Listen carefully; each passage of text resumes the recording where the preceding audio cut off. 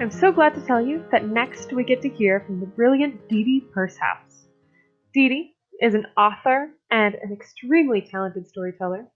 I, I also noticed that she calls herself a soil strategist, which it seems that to Didi this is everything from writing a manual that is used in over 60 countries on understanding soil health and watershed function. She also founded the Land and Leadership Initiative, as well as the Center for Sustainable Medicine. She collaborated with Walter Jena to rehydrate California and is working on a UN project in India, all the while creating brilliant ways for folks to interact with and understand what it means for soil to be healthy for our health and for our water's health. And now, I give you the wonderful Didi Pershouse.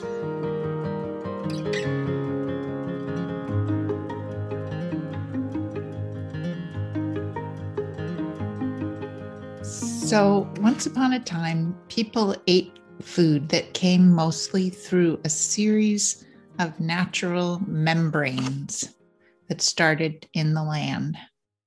The most basic form of intelligence is a membrane, like in our cells, in every cell of everything living. And that's what sorts out what is going to be part of this life and what is not part of this living thing.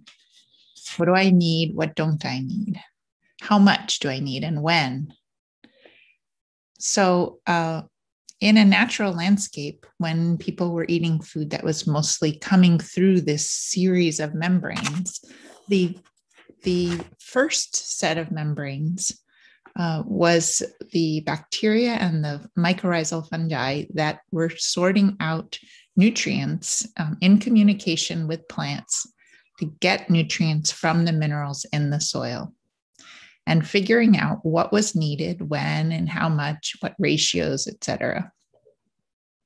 And then that comes through the plant, and the plant also has intelligent communication back and forth to take into its own tissues the nutrients that it needs for that particular ecosystem, that time of its life, with the viruses and fungal illnesses and bacterial illnesses and predators in the area.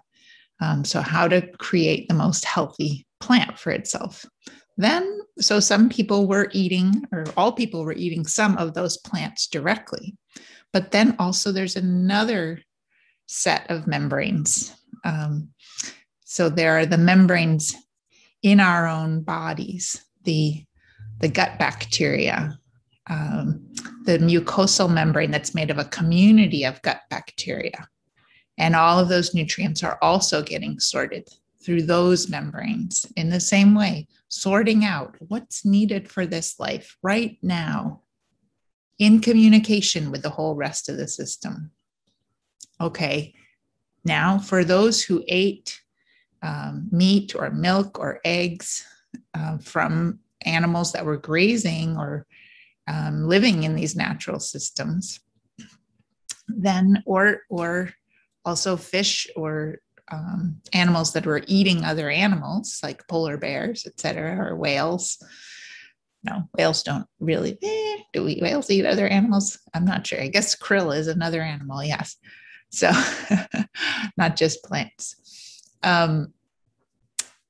So those animals, let's take grazing animals like buffalo. Those animals were selecting nutrients, selecting plants that they needed in the right ratios and concentrations for what they were facing health-wise. So and then grazing animals have a whole set of digestive organs that goes through.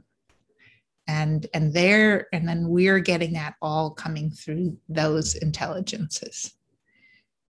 So that's the way that life was for a long time. And that's the way that nature still does it. All these different layers of intelligence selecting our food, selecting our nutrients. So here we are, instead of our food coming through this incredible series of intelligent membranes. It's coming through this incredible series of machines. Okay, let's talk about aspects of health, aspects of living systems that we need to be able to think about if we're going to think about how to turn this thing around. So the first is, and let's think about this with our own bodies first, that there's some sort of a hole there. And that hole might be some kind of boundary or membrane or skin, and different parts, different areas in our body, those boundaries are different.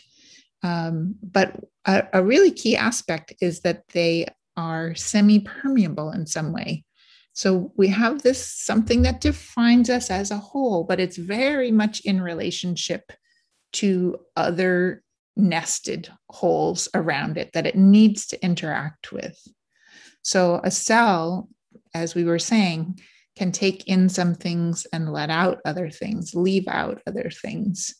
Our skin can do the same. Our lungs can do the same. Our intestines can do the same. A plant leaf can do the same. A fungal hyphae can do the same. And it's not just enough to have some sort of boundary or membrane that is encompassing the whole, but we also need some kind of structural integrity that is within that. So that may be molecular bonds or connective tissue, or in the soil, it's these glues and biofilms that hold the aggregates in place. And why do we need that? Well, why do we need this semi-permeability? Because there's materials that we need to have in order to put all that together, right? So we need some way of getting nutrients and minerals in to build these boundaries and these bonds and these molecules, et cetera. And if we want materials to come in and out, in addition to these semi-permeable membranes, we also need various spaces and tubes and pores for things to flow through. So we need flows of materials. And then we need flows of energy also. So energy coming from in the form of sunlight, if you're a plant, of carbohydrates that the plants have made, if you're something that's eating the plants, and other things that are kind of energies, electricity, gravity, the energy of will or motivation is another way we might look at that. And for some of us, that might also be a bigger energy, God, or creativity. That seems to be, for me, that seems to be an aspect of health and vitality of the whole. I'm pretty sure of that.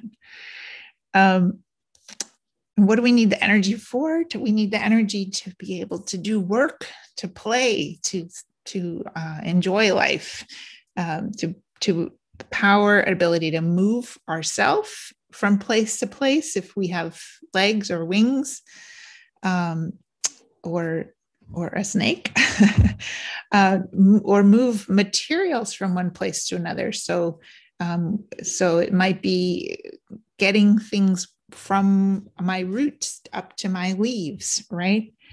If I'm a plant. And then also the work is forming and reorganizing molecular bonds and bonds between different tissues to continually regenerate new ideas, new forms, new life, to repair things within our bodies, within our plant tissues, et cetera. For that work to be coordinated, we need information. We need some sort of regulation and feedback, and that comes in the form of DNA, of like genetic information.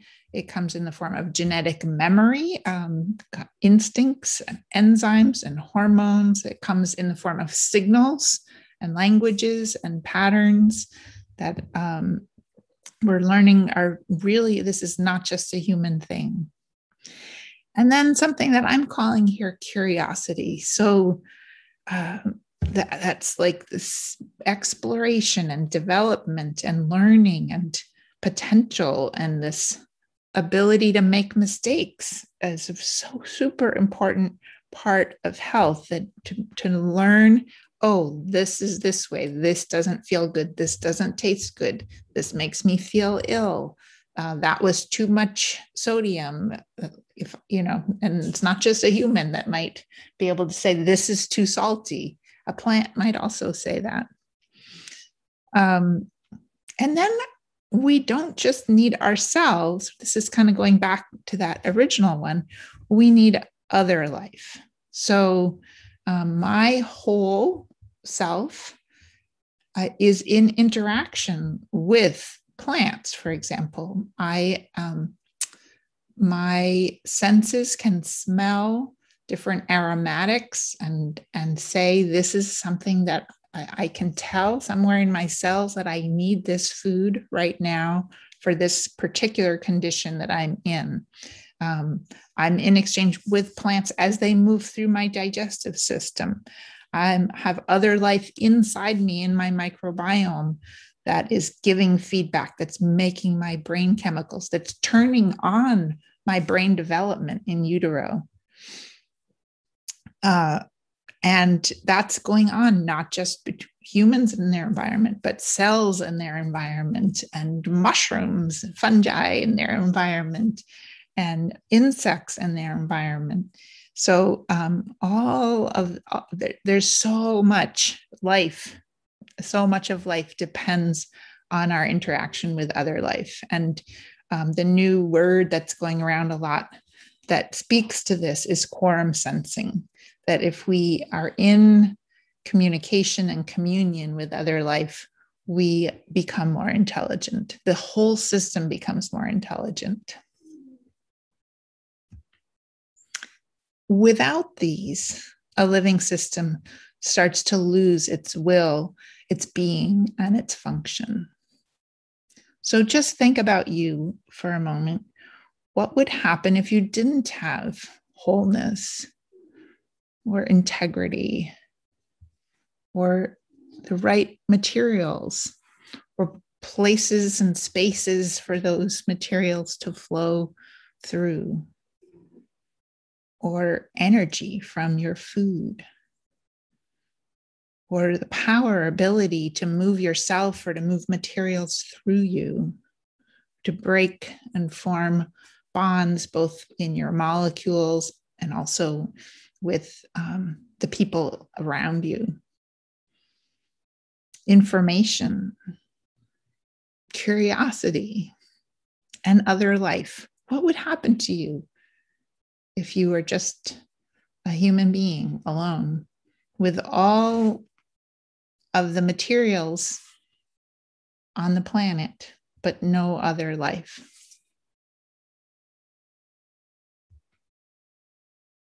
So I have another question here, which gets back to our big topic today. Is soil alive? Is soil a living system? I think everybody here would agree that it is, but why do we agree that it is? So I like to think of soil as a living system by thinking about it as the soil sponge, because you can have all of those sand, silt, and clay particles sitting there. That's not really alive. It really isn't at all. There may be some life in there. There may be some microbes that are kind of hiding out and waiting for the right conditions, but it's not alive in the way that we were just talking about. So what is a soil sponge? What makes soil alive? Well, some of those basic materials are those sand, silt, and clay particles, but they're glued together by life, by the biofilms of life, by the work of life, into a structure that has those pores that and tubes and tunnels that air and water and other things and roots and worms can then flow through. And by life flowing through it, it actually helps to create those spaces, those sacred spaces you might talk about. And then there are these threads that tie that structure together as well. So that's those like the connective tissue, these fungal hyphae you can see right here are holding things together. Is soil a whole? Like, does it have a boundary? Where does it start and end? Where does it interface? Where is that semi-permeableness with the rest of life? Well, you could say that one boundary is the rock layer underneath it where there is no more life, although we're finding that it's a very long, that's a very gradual progression from living soil to rock, that there is life quite far down. Way, way, way further than we ever thought. And then on the surface, we have the plant layer. And of course, that's also kind of a gradual thing, because at what point does the plant become soil? It's a little bit like us and our microbiome that we first thought was just in our gut. And then we realized, oh, it's in our skin. And then we realized, no, it's actually in the air around us, that we walk around like the cartoon character Pigpen with a cloud, a personalized cloud of microbes around us. And that then there are microbes that are, some of them are going off and doing other things that are important for us. So, but there is a point at which we can say this isn't soil anymore. That if you're talking about just the air above a field is absolutely influenced by the soil. It's that semi-permeableness, right? The CO2 that's coming up from the soil life is part of the CO2 in the air. The oxygen is part of what's needed for soil life. But there is a point at which it's not, no, we don't call it soil anymore. We call that the sky. Or is a grazing animal part of the soil? Well, it sort of is, right? It's the manure is going to be taken by dung beetles and turned into life in the soil. So it gets taken right down in there, but it's not the soil. So there is very much of this semi-permeable gradualness of these boundaries with soil. It's a little harder to see than something that has skin or that has just a leaf there that you can point to the edge of it. But yes, there is a whole, because we can say this is and this isn't. There's a certain point at which that's clear. So we've got these connective tissues that we can see here. And then we have energy at work in here. Very much. There's a lot of work going on. There's a lot of movement of materials. The part of the life, the soil is an active community, just like our own body has bacteria and yeasts and other things active in it. And actually in a healthy body, human body often includes some worms. Can talk about that at some point, that we're much less prone to autoimmune disorders when we do have a few worms in our systems. So soil is like that too. I know you're hearing both my roosters and my dog snoring here, and that's just part of my living system. Can't turn them off. So let's see, where were we?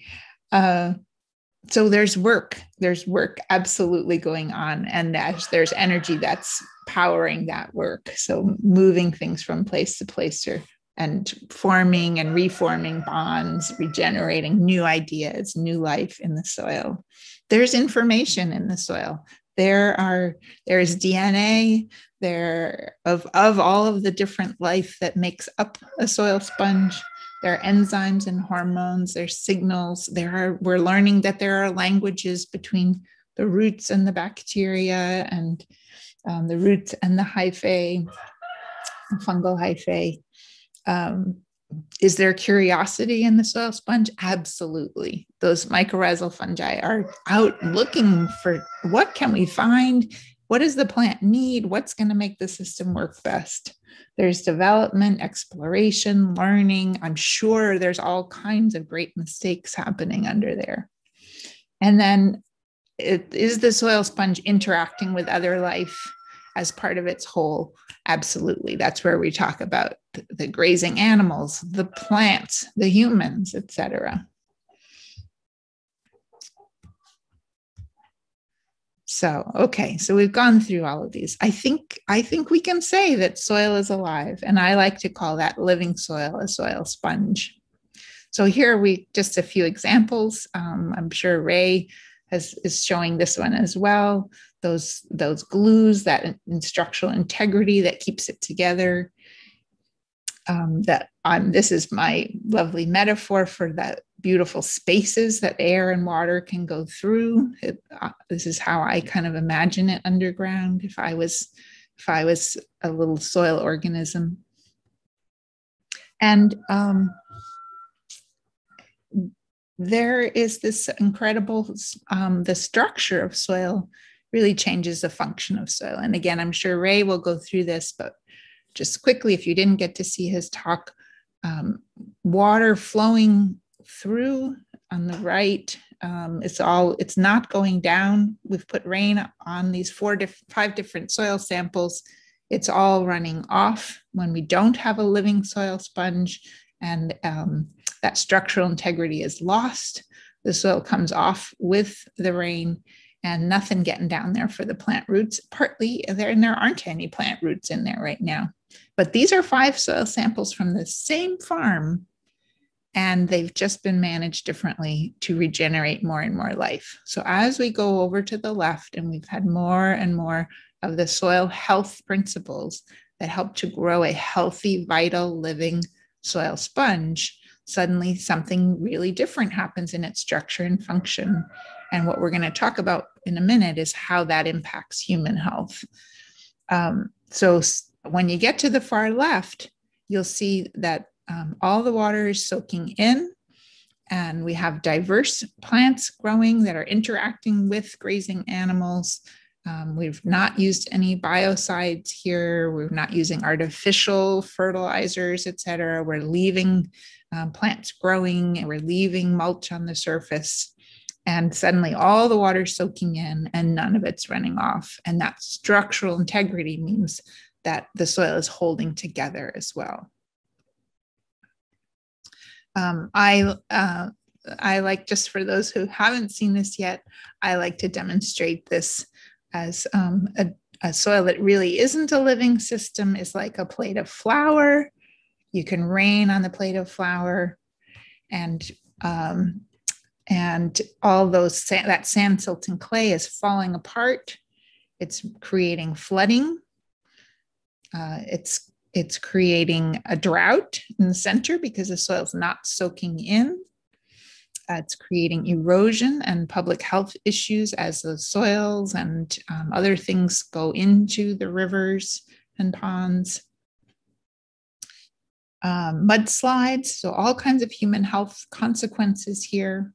But what do we add to flour to turn it into bread, to turn it into a sponge, what do we add to soil to turn it into something living? Well, we need life in it. So once you start to get life in the soil, which comes in through plant roots, it starts turning into something more like bread. So suddenly we have space, that beautiful sacred space that water and air and roots and worms and other life can flow through. And once we have that space and we have that structural integrity, those bonds that are actually water resistant. So we have water acceptance and water resistance in the same system. That makes all the difference. This actually allows for life to happen on the planet. It allows plants to grow. It allows water to be held on land rather than all running off instantly into the sea. It allows water to be filtered. You can start to see it in a minute We've put almost 9 times as much water on this landscape as on the flower. And suddenly you're going to see clean water that in a real landscape would be seeping up through springs, clean filtered water that not only has been filtered through this beautiful carbon filter of the land, but also has been any toxins have been taken apart and put back to their original elements by the life in the soil. And we have no flooding here.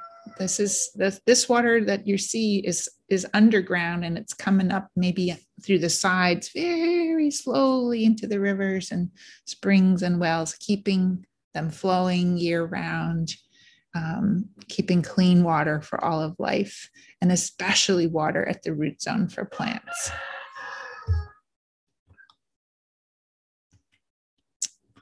So I like to think of soil as a living system as being a little bit like the working community of a mucosal membrane. It's a microbially rich, protected space for nutrient access, sorting and transport, capturing, purifying, and circulating fluids, for digestion and decomposition, for air exchange and respiration, and for ongoing regeneration of life. The soil sponge is a living matrix. It's a living system that provides what is needed for all other life on land to survive and thrive. So how does the soil sponge care for us? Well, as we just saw, it holds water on land for plants to grow. It protects water from evaporation, it filters it, and allows it to emerge slowly in springs and streams for other life to drink. And it keeps water from submerging us. So by accepting water into its spaces, it prevents floods. So this is Saskatchewan in 2014, the first time I started visiting regenerative farms and ranches.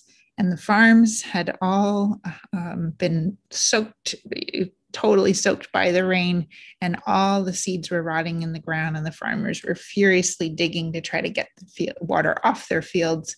Whereas at Blaine Dirtis and Neil Dennis's ranches and the Corcoran's, et cetera, the water had just soaked right in to their huge sponges because they were practicing holistic planned grazing on their land. Okay, a healthy soil sponge also holds nutrients on land to keep lakes and oceans alive and well. It holds mineral particles on the ground so we can all breathe without dust and dirt clogging up our systems. It creates ideal working conditions for this underground workforce that finds, transports, and sorts nutrients into optimal concentrations and ratios, and that can deliver them where and when they're needed in the ecosystem. So back to that original, those original membranes that we're talking about, sorting and finding, and that curiosity. You can see this, the fungal hyphae going and exploring through the minerals here. And then this provides nutrition for the entire food web above ground, and that is also sorting and choosing intelligently through all of its membranes. And it provides widespread regulation of immunity and metabolism on every scale of all these nested systems on our planet. So what does that mean even for crops? These are bananas grown in regenerative farms. On the right side, that's a regenerative banana farm in Andhra Pradesh, India, where I've been working, helping to develop training materials for the 800,000 farmers and more every day who are adopting zero budget natural farming techniques, beautiful layered agroecological systems. And here, this is just in the beginnings of one of these systems. They were already seeing that the structural integrity of the plants meant that they're resisting storms. And we get pictures almost every day or every week of rice fields and other fields and diverse, beautiful cover crop fields that are resisting storms, resisting disease, that are suddenly birds and butterflies and all kinds of things are appearing that people haven't seen for years. in these systems. But it all goes back to the integrity of the tissues here. You can see how many trees have fallen down on the left in the conventional system. The soil sponge provides the moisture and the essential workers that can decompose and transform dead plant material back into soils, naturally reducing the fuel load for wildfires. So we know the public health effects of wildfires now. We've seen what's been happening around the world. And part of what's happening is because we don't have the workforce and we don't have that soil moisture to keep trees healthy, to prevent the insect damage that happens when trees don't have the nutrient density, that intelligent interface in the soil, to prevent insect predation, and to provide them with enough moisture to stay green longer, and to keep grasslands green through the season where they might catch fire. So there is a place, yes, for controlled burns in systems, but that's much less needed. It can be much more gentle when the plants are actually getting the moisture and they have the natural workforce to decompose things that fall onto the ground, the dead wood. The soil sponge also maintains livable temperatures for life underground and also above ground. So the plants that are transpiring water can cool the natural landscape dramatically. So let's talk about order and disorder. The soil sponge provides plants with everything they need to take disordered molecules of CO2 and water and create order out of them. So if we look at the right-hand side of this landscape, this is in Africa, where holistic planned grazing has been done on the left, and sheep have been allowed to graze wherever they like on the right. But that's another story. That's just for those of you who are curious. But let's look at what's happening here in terms of water and carbon. So on the right, if the whole world were to look like that, the carbon is mostly in the air. It's in the form of CO2 in the air because there's not enough plant matter to actually turn it back into life. And so with fewer plants and less life in the landscape, there's going to be more CO2 in the atmosphere. And then what does that mean for water? Because there's less carbon underground in the soil sponge. There's less carbon in life in the soil. There's less carbon in the plants. So with higher CO2 concentrations, then it's warmer, but also there's less transpiration going on. There's less natural cooling. The heat of that soil, you can imagine standing barefoot on the right side, is going to be much hotter. That's actually reflecting back more heat that's then getting trapped in that larger greenhouse effect. And what happens with the water? Well, the water is going to evaporate quickly when it hits that soil. It's not going to soak in. It's going to stay on the surface. It's not going to get taken up by plants because there are fewer plants there. And it's going to run off. We've seen that. So the water turns back into water vapor, and it's not in the life, or it goes back into the oceans. But when we have a soil sponge, then it's providing plants with the water, with the minerals, et cetera, that they need to take disordered molecules of CO2 and disordered molecules of water that are just floating around as liquid water and create order out of them, basically turning CO2 and water into life using sunlight energy. it's also a greater use of that energy. So on the right side, you could say that's a sunshine spill, like an oil spill. It's energy that's going to waste. It is not being used to create more life.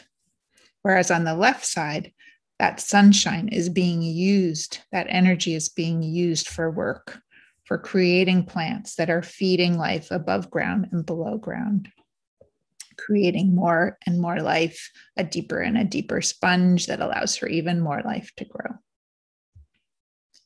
So by creating ordered life, plants are also regulating the concentrations, flows, and forms of those atmospheric gases to create a livable climate.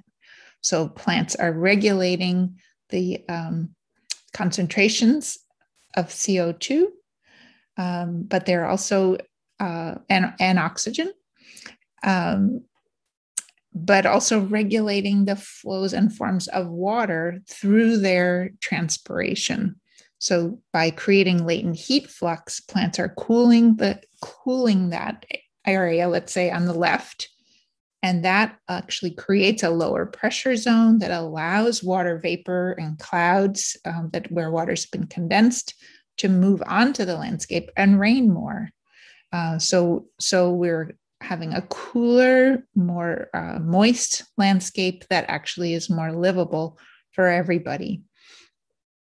And we have and can create our own deserts by tilling too much, disturbing the soil too much, overgrazing or undergrazing.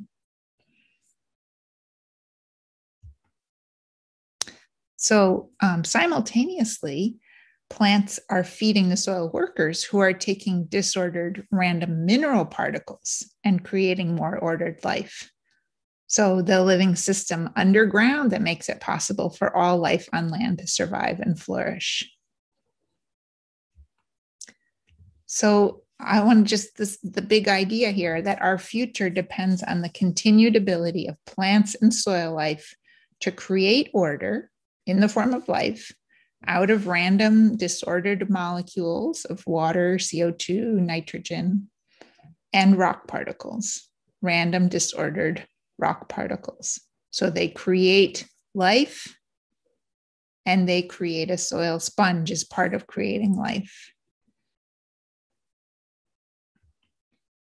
So what happens to it and to us when the soil sponge loses these aspects of health, of life, of vitality? What happens when it loses its wholeness, the boundaries of it? What happens when we till it up and it loses its structural integrity? What happens when it loses the ability to access materials through flows, through spaces, tubes, pores, through the movement and work and energy of fungal hyphae accessing and moving minerals? What happens when it loses information of the DNA of the life in the soil, the enzymes, the hormones that come with different all of the different life that's moving through, and even like manure patties and things like that have urine from animals that have all of these signals and information and things that turn on microbes, wake them up. What happens when it loses its curiosity, when there's we give it wrong signals with like artificial fertilizers, and the mycorrhizal fungi stop searching out nutrients, and the nitrogen fixing bacteria go back to sleep and say, I don't need to do this work. Somebody's giving it to me for free. And what happens when we do kind of a monocrop system, or just life dies off and the soil doesn't have a living relationship with plants, with animals, with worms, with fungi, with bacteria? What happens to the quorum sensing when we don't have enough different kinds of plants or animals or life in the landscape? What happens to the soil sponge? Well, we've seen what happens. because that's the landscape that most of us are looking out at. And we've seen what happens to our own health and to the health of the animals and plants when the soil sponge isn't soaking up water. We've seen more vulnerability to insects and diseases for people and plants. We've seen how that can fuel wildfires. We've seen how the wildfires can carry stuff into the water. We've seen how carrying other, when the water runs off, it carries nitrogen, phosphorus, et cetera, into lakes. And we've seen how these concentrations of toxins and bacteria and pollutants are fueling other diseases. We've seen how, like algae blooms, for example, not only are killing off the life in the water, but they are also dogs that are drinking the water. People who live near lakes that are infested with algae blooms are getting acute neurological diseases and also chronic things like ALS, or Lou Gehrig's disease is now very highly linked to people just breathing the air near a small dam in a lake with algae blooms. One of the main researchers on that lives right here in my town. We've seen how our infrastructure for clean drinking water can become clogged with ash and mud and moving soil during drought or after runoff from a flood. We've seen animals who are fed grain that was grown in poor conditions are getting more diseases. And then, of course, the dust. This is not just about drought, but this is about continued tillage. When we break up the structure of the soil sponge, all of those dust particles, soil particles float through the air, and along with them are viruses, bacteria, and toxic materials that can create all kinds of respiratory diseases. I think that the statistic in California's Central Valley is that 90% of the residents there have respiratory illness. And you'll see that there's beautiful mountains around the Central Valley. You can't see them because the air is so polluted. Health effects of flooding. Many people have already experienced this. I know even here in beautiful Vermont, we had propane tanks exploding up against bridges. We had porta potties that had washed downstream. We had all kinds of debris from people's backyard and septic systems overflowing. And if we were a population that had to drink directly from the river, that can lead to all kinds of issues. Then there's after the flooding, we get mold and mildew that can cause really severe problems. And insects that hatch in damp areas, mosquitoes and ticks can spread other diseases. And then leptospirosis is something that is a particular thing that happens when floodwaters spread the urine of rodents around. Then the whole instability of unstable soils and weather and climate that comes out of not having a living landscape that is regulating the water, the temperature in the land through transpiration and latent heat fluxes, the greenhouse gases through regulating carbon and keeping carbon in the living, the dead, and the very dead where it's supposed to be, not cycling water and carbon through the system in smaller and larger cycles. So we get things with these storms, we get extended power outages that we're seeing people dying of hypothermia and heat exhaustion. We're getting issues of transport during emergencies, people not either ambulances not being able to get to people or people not having access to medications. Again, disease carrying insects moving into places. And then because of other changes in the ecosystem and pesticides, et cetera, bats or other predator insects and animals are dying off that would eat those insects. And then some even bigger effects of all of this. This is basically all going back to not having the soil sponge that's caring for the whole landscape. When we have these disasters, when we have dust storms, when we have weather systems that can't move because there's a big, huge balloon of hot air over a bare, dry landscape, when we have storms that get stuck at the coasts and get bigger and bigger, then we have these terrible events, and people have acute and post-traumatic stress from shock and loss. We get conflicts over resources more and more as there's less arable land, less clean water. And then we get people forced to live in refugee camps, and which, of course, as people get crammed into smaller and smaller areas, that's where we start getting the spread of contagious diseases becomes even worse. And we see that, we are seeing that with COVID. And all this goes back to this idea of, I love Ray's way of putting this, the soil is naked, hungry, thirsty, and running a fever. This is Kansas in June, should be beautiful, photosynthesis happening, everything's bare. Nothing's being fed. The water's not soaking in. So the soil is naked, hungry, thirsty, and running a fever.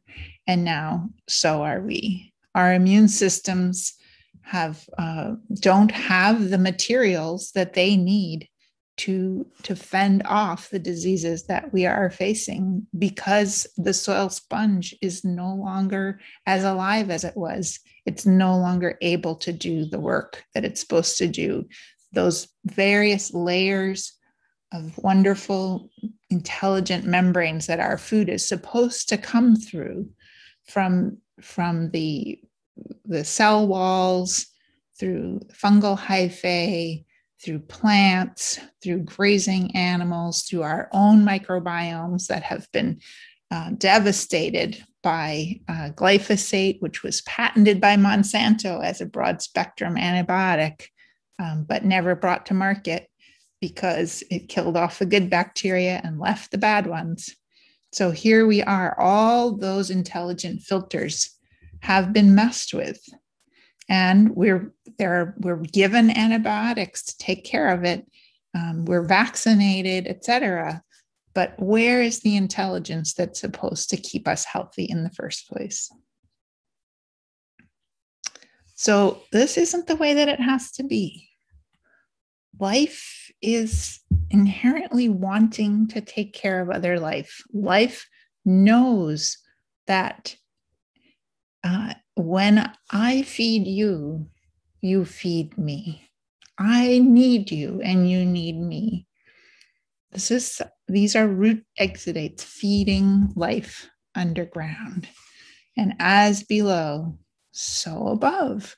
We know right from birth that we nourish each other. We're meant to nourish each other. This is a sacred act of feeding each other.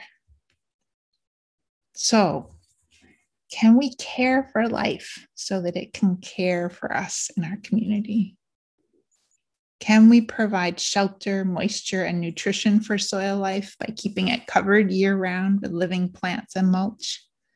Can we find ways to minimize physical, chemical, and biological stresses on the land, like unnecessary tillage, biocides, and under or overgrazing? Can we use plant diversity above ground to increase biological diversity above and below ground? Can we find ways to integrate all kinds of animals to move nutrients, microbes, seeds, and pollen, and help regulate water flows the way beavers do? Can we get to know the context of the land that we're in? Can we learn the history and essence of where we are? Can we observe it through different seasons and talk to everyone who knows anyone who's lived there and find out what happened here? What wants to happen here? How do I tap into the ongoing potential and development of this place? How do I make a nodal intervention that is going to help regenerate more life today? What does it need right now? Humans can't build a true healthcare system alone. It requires a diverse biological workforce. That's part of what I want you to take away today. And other species are essential workers. It's not just humans. Great intelligence and creativity. And kind of like those soil health principles, another way to think about them is that we need to create good working conditions for this workforce. We need acceptance, welcome, and respect for a diverse workforce, food and water year-round in the form of root exudates and a soil sponge, protection from sun, wind, and rain, keeping the soil covered all the time, preferably with living plants. Protection from toxic chemicals. We call them pesticides, but in reality, when you start learning that the more pesticides you apply, the more pests there are. Because if the pests are the ones that eat the plants and the predators are the ones that eat the pests, if you kill off everybody in a farm, who's got food first? The ones that eat the plants. So John Lundgren has really shown this with his work, that let's stop thinking about pests. Pests is way down on that arrest disorder paradigm of looking at life. Let's think about what is this thing's job and how do we regulate it? How do we keep it balanced? How do we invite in everybody so everybody gets to eat at the table? Who's going to eat this thing that's eating my plant? But not all of them, not killing everything off, just enough to keep the system going. The biological workforce needs to be able to make their own adaptive decisions. We need to trust the system to find ways to participate, but also let it make its own decisions. And payment in a currency that these workers can use and reinvest. What is the currency of life? It ain't dollars, I can tell you that. So this is a quote from Peter Donovan, my dear colleague at the Soil Carbon Coalition. The issue is that over vast areas of the world, the biosphere is not doing enough work. With livestock confined and crop monocultures dependent on fossil fuel energy to maintain them, too many of the animals are in prison, too many of the plants are on welfare, and too many of the microbes are dead. So once again, the soil sponge is a living matrix and foundational infrastructure. I don't even like that term anymore. Let's just go with a living matrix that makes life on land possible. The health of all human and ecological communities depends on the health of the soil sponge. So which infrastructure, which living matrix are we going to use our time, money, energy, resources, and creative design processes to help repair and regenerate? This one? This one? Or this one?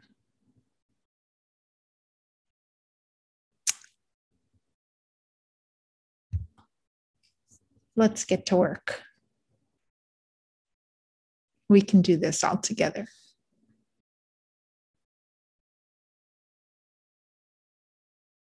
So I invite you to a deep dive with me. Actually, this one will have just happened when you're seeing this, but we've got another one coming up soon, and a 6-month program that's just started that people are still joining.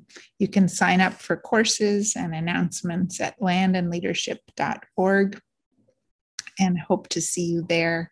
You can also download this free manual that's being used in over 60 countries at landandleadership.org. Thank you so much.